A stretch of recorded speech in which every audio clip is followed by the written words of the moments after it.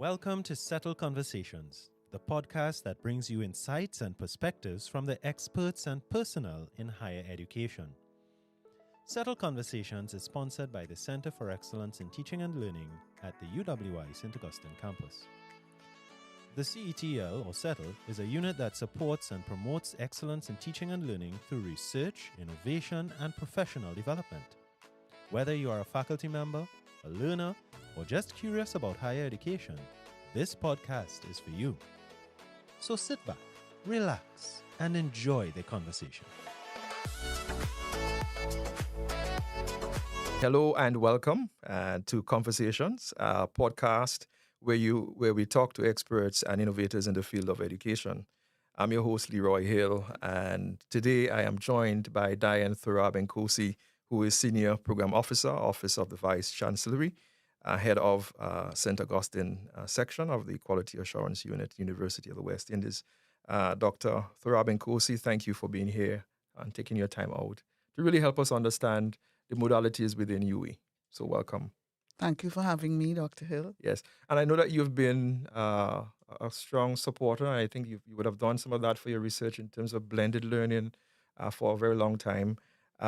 You've written a lot of articles, and I know that you were very instrumental in the first 2012 policy for blended learning here at St. Augustine, which actually advanced into a more wider cross-UE approach. Can you tell us what motivated you in the field? I mean, in this field of blended learning and online?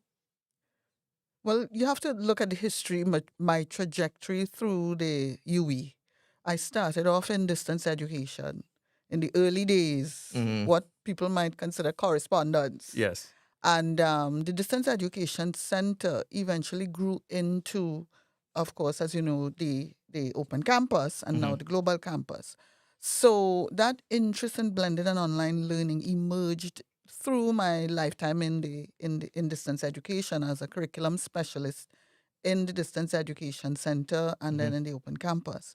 So that interest arose from my work in online learning. Great. And we've seen some advances, but we've also seen some challenges. Exactly. And what were some of the challenges that you observed over the years, from your role? Right. So I eventually moved from the open campus to the St. Augustine campus, which is a face-to-face, a traditional face-to-face campus.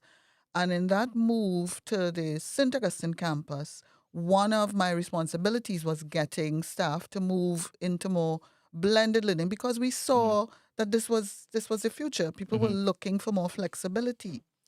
And so I can talk about the challenges from that perspective. The first main one was that hesitancy, the fear by lecturers. People, and it wasn't just the St. Augustine campus. Generally, there was this thing of whether online and blended is less, is worse, that face-to-face is better. So, there was a whole movement at the time, the no significant difference movement. And so the challenge was one of getting buy-in, getting people to have the confidence, the faith that blended and online learning would be of the standard, would be able to support learning in the same way, to get people to build the competencies, to get institutional support to some extent, to invest resources in developing not only the hardware and the software, but to get the training in place for staff and all those affordances. Yeah. So challenges were pedagogical, were administrative, were technical, and financial. And obviously, one of those things we had to really curtail and change as we go as a policy. And we saw that. I mean, we saw the policy advance to where it is right now from the 2012 version. Okay. And there are some recent revisions in this present policy. Can you tell us what ignited, what motivated that change? So let me give you a bit of history about the policies as well before I get into that. The 2012 policy is a campus-based policy, which I worked on with a campus-based team. And so that was a St. Augustine policy. Right. The current policy we're going to be talking about is a UE-wide policy. So it applies to all the campuses. Now, the 2012 policy was the first blended policy, Yeah. Across all the campuses. The first UE policy emerged because the vice chancellor at the time saw a need for harmonization. Yeah.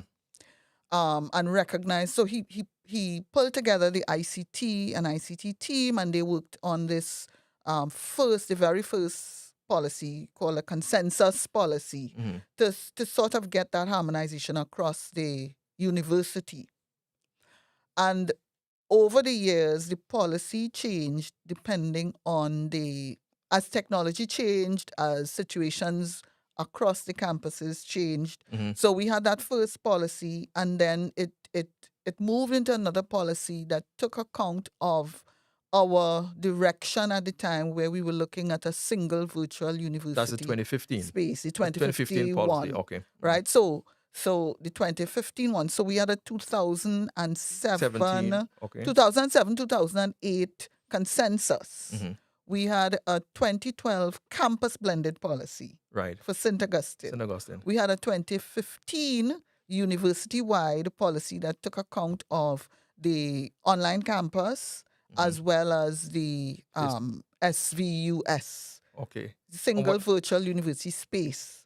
And then there was a revision of that in 2017. So you had 2007-8, you had 2012 St. Augustine campus, you had a 2015, and then a 2017. And we had some changes again in 2020, and then now 2023. Can I, the 2020 changes, what signal those changes? Before we get to the 2020 changes were sort of tweaking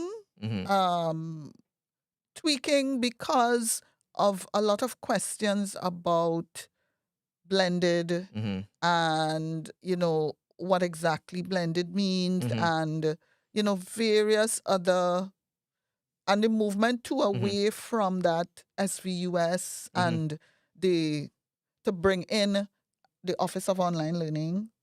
So there were some minor changes in the 2020. But then when COVID hit, came. we had to address emergency remote teaching. We had to address our own decisions to sort of promote multi-campus teaching initiative. We had to address people's concerns about what we mean by a blended course and a blended program. What is high flex, and all of these terms that were emerging for some people and that weren't addressed in that 2021 had to now be addressed in 2023.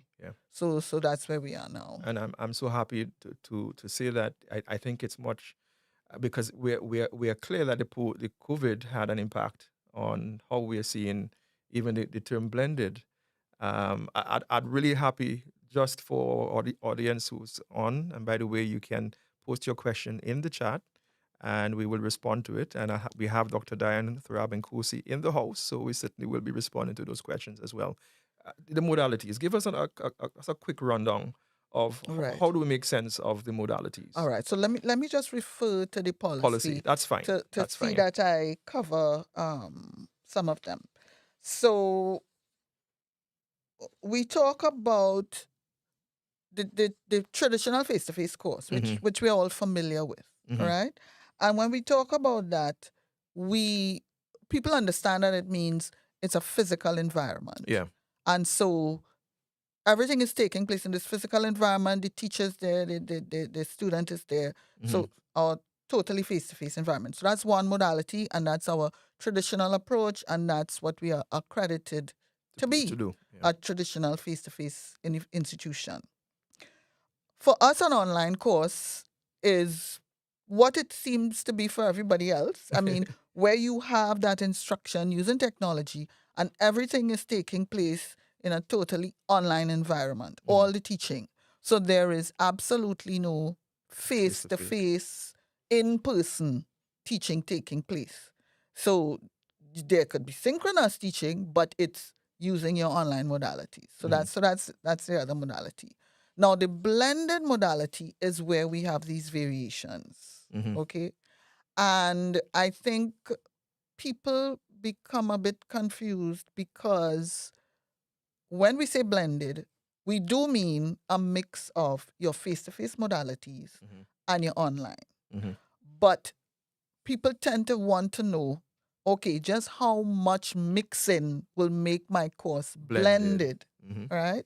So we want people to know that, think of it as, if you have a course, a traditional face-to-face course that is web enhanced, where you're using some technology in there, but you have not replaced any of your face-to-face with synchronous teaching or discussions or asynchronous teaching that covers or takes care of that learning outcome that you would have done face-to-face, then once you don't have that replacement, then it's still considered face-to-face. Face-to-face, but web for enhanced. Us, right. Web enhanced, but face-to-face. But face-to-face. Right. But go on. But theoretically, it's still a blend. It's but a for blend. Us, but for us, within in our system, definition, yes, we don't consider it a blend because the definition would say it has to be replacing one of your traditional face-to-face with an online, and it has to be 1 credit. Correct. Yeah. So you would see that in the policy that a credit, and some people ask, well, what do you mean by credit? So we have our definitions of a credit. What credit is, yes. And a credit could be 12 contact hours, or we have other definitions for a credit based on the nature of the course. So the lab element would have another set of numbers that would define a credit. If you have group work and so on in your course, that would be defined, in terms of another set of hours that will be equivalent to a credit. So people would have to look at their how they consider a credit. But once you replace at least 1 credit of your course, then that is considered blended. Now, I know in the policy, you will see in terms of the modalities and in terms of blended in particular, we have some percentages. That's at the program level? Yes. At the program level, okay. At the program level, right? But I know people look at it and they wonder, does this apply to the course level as well? Right. The percentages, we don't want people to get carried away with the percentages. We put the percentages in because people kept asking, well, is this a blend? Is that a blend? So they're sort of like guidelines. And because it is a university-wide policy, the percentages may not totally apply to our accreditation requirements for Trinidad and Tobago. So, and we discussed this earlier, and we'll talk about it some more. The Center for Excellence in Teaching and Learning, who we see as one of our significant entities in quality and in promoting quality, will be working with the QAU to come up with those guidelines that will help people work through what we mean at the local St. Augustine level. Yes, that will take account of our accreditation requirements as well as address the requirements of our university-wide policy. Yeah. So and that's important. I think that's important because while we are one UE, we do recognize that we have to stick to all local regulations. I do know they have the definition of substantive change specific within the ACTT setting. Yes. Yeah.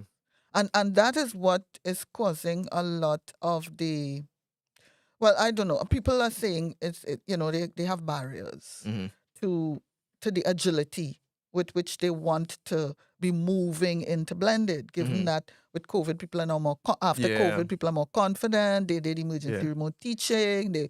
They got all your training. And they don't want to go back to and they don't want to go back, and that's understandable. But I still think that there's some agility because we have the face-to-face web enhanced. We're encouraging them. Hey, you don't need to come or even seek approval if it's less than, less than the credit. The credit, yeah. The other thing too is, even with the credit, thinking of the credit and having approval, the approval is only through, they have to send it through you to review for quality considerations, right? And they have to send through you for quality consideration, and it will go through ACWAC. But the process is not that full process where it has to go to BUS and ACTT and so on. So I think there's still a level of agility. There's, that it could be promoted. The other thing that people should note is we are working on a policy that will support greater agility, because we will be looking at what would be considered substantive changes. Yeah. And so we foresee that the whole move to blended, we will be able to give people a little more agility. Yeah. Maybe by the next academic year, if I Okay. could say so. Okay. So I'm happy to share that. Great. And someone is asking, Ella Carrington, is there a policy for high flex teaching? Right. Is settled approval required for high flex teaching? Okay, so there is no policy for high flex teaching. We do have a definition for it within the same policy. High flex teaching will is part of this policy because it's a policy on online and blended learning, and we consider a high flex course as one kind of variation of Or blend. Right, exactly. Because now the issue with the high flex, and that I'm throwing that to you because this is your area. Yeah. It's one of resource capacity because we're looking at quality. Yeah. And do we have that resource capacity to do a high flex? Because the high flex requires the lecturer to be able to offer that option. Yeah. I am in class or I am out of the class and I am getting the same experience. The same experience. And I could choose. Yeah. Today I'm in the class. Yes. Tomorrow I'm home. And you, as a lecturer, must be able to navigate that space and that session. So I'm throwing that over to you. Are we ready? I don't think we are ready, but at least we have the policy to guide if teachers are so inclined, because it's going to be something that places the agency on the teachers and the students. And while faculty may be interested in it, we have to look at the infrastructure. I do know, for example, web lecture capturing. They have to have the technology. The rooms have to be equipped with good mics to capture those different things, because you want the students to have that interruptibility aspect with the technology and the human connection. And being able, and I do know the high flex issue is really from a access standpoint, giving students the choice, the preference.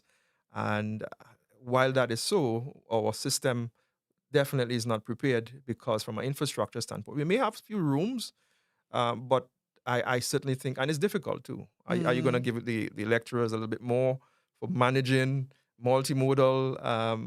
And so I think that is a discussion that we'll need to have with faculty a little bit more in terms of preparing them, as well as the faculty and capacity building for that.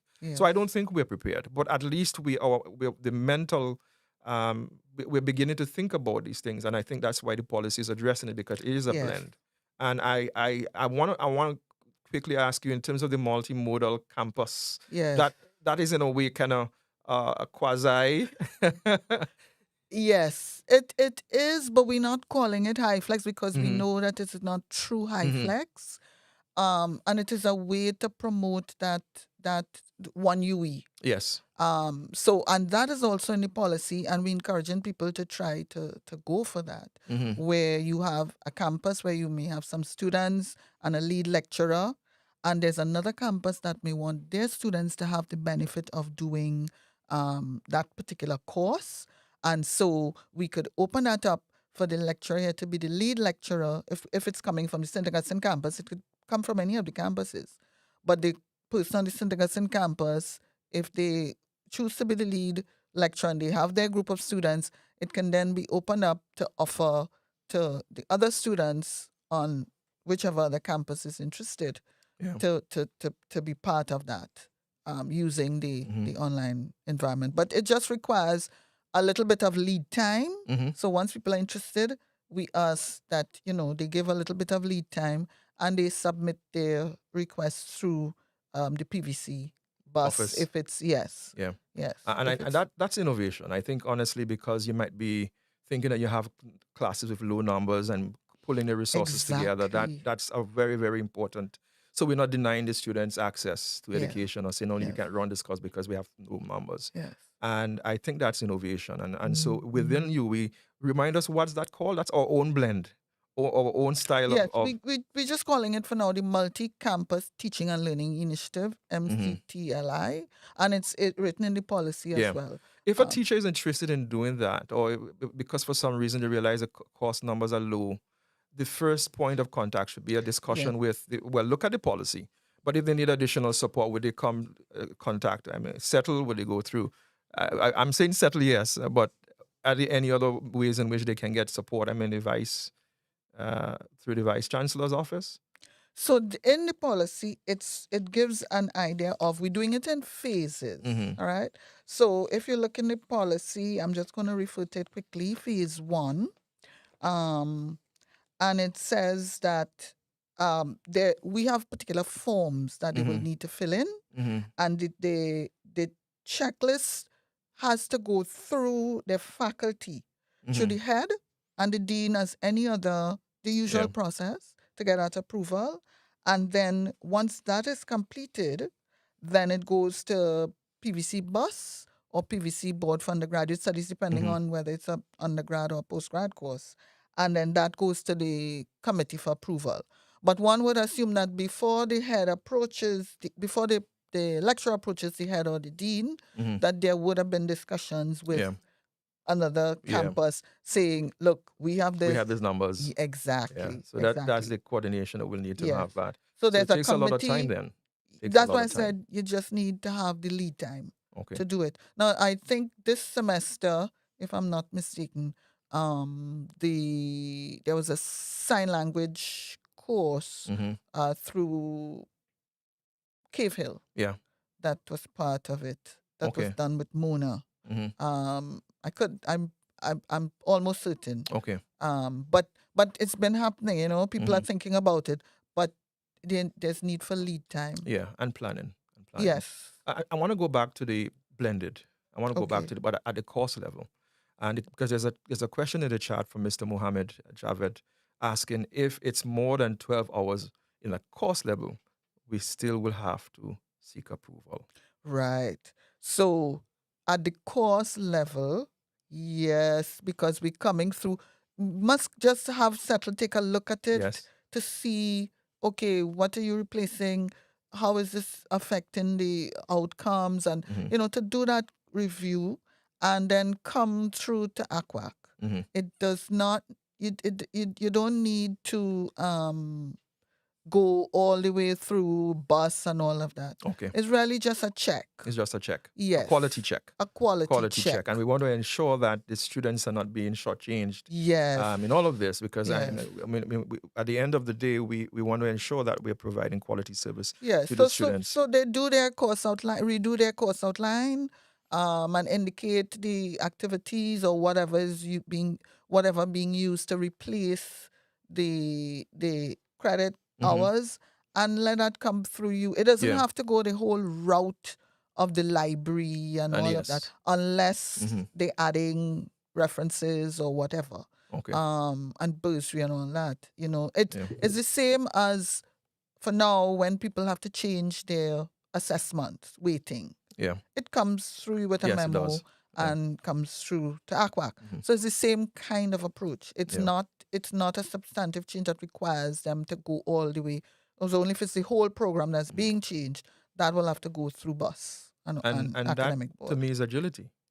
It gives you Yeah. the flexibility to, hey, I realize that my students want this course blended. I'm going to decide, okay, let me start with this. And it's a step into the online because eventually some persons may convert their blended course into online. Yes. And they realize that I've built capacity in developing distance education experience. And so that builds it from a very clear standpoint. I know we only have about 5 more minutes in this segment, I want to say, what has been to you the major challenge for persons in making that shift to quality blended and online delivery? It's a number of things, huh? One has to do with time, Mm-hmm. and it's tied to competencies to do it. Um, I know that y'all have been doing a lot of training. I mean, even before, I came out Yes. of Settle, Oh, yes. and we started trying to get people to do blended from the time I came into Settle. Mm-hmm. And it's difficult because it's a change in the way you traditionally offered your course, the way you traditionally taught. And so that shift has to take place. And it takes time. Mm-hmm.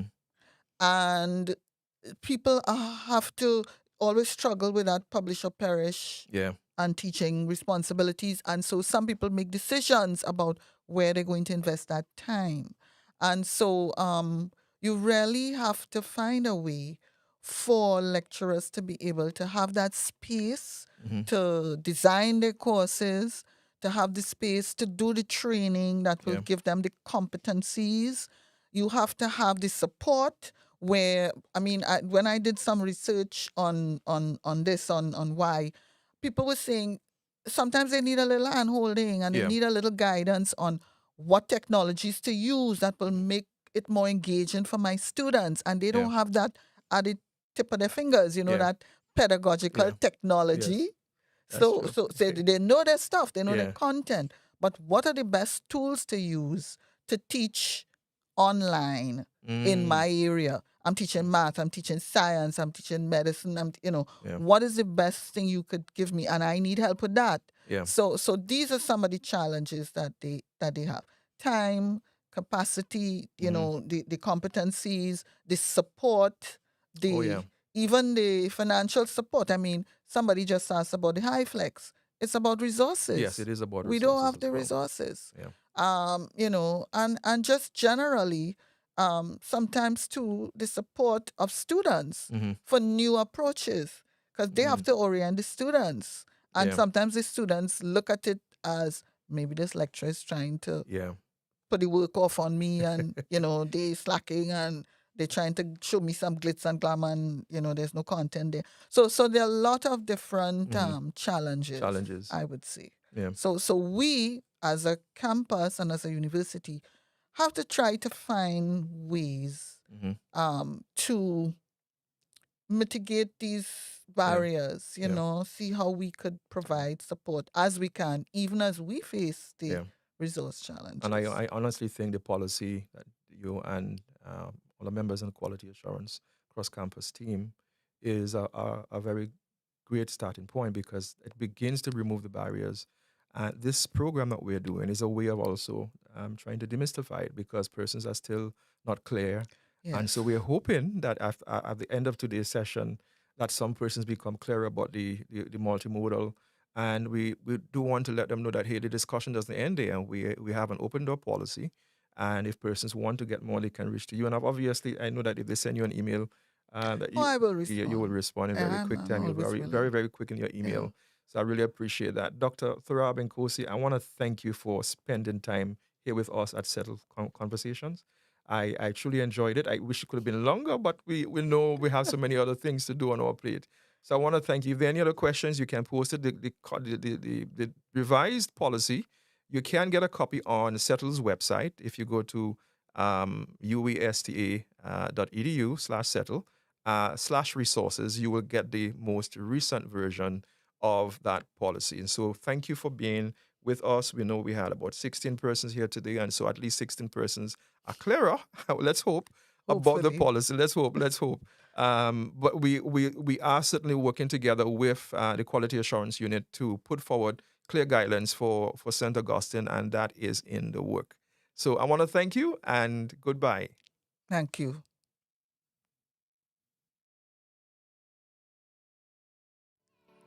Settle Conversations, the podcast that explores dialogue with key experts and personnel in higher education. I hope you enjoyed this episode. Feel free to check out the links and resources in the show notes for more information. And don't forget to subscribe, rate, and review this podcast on your favorite platform. Until next time, stay curious and keep learning.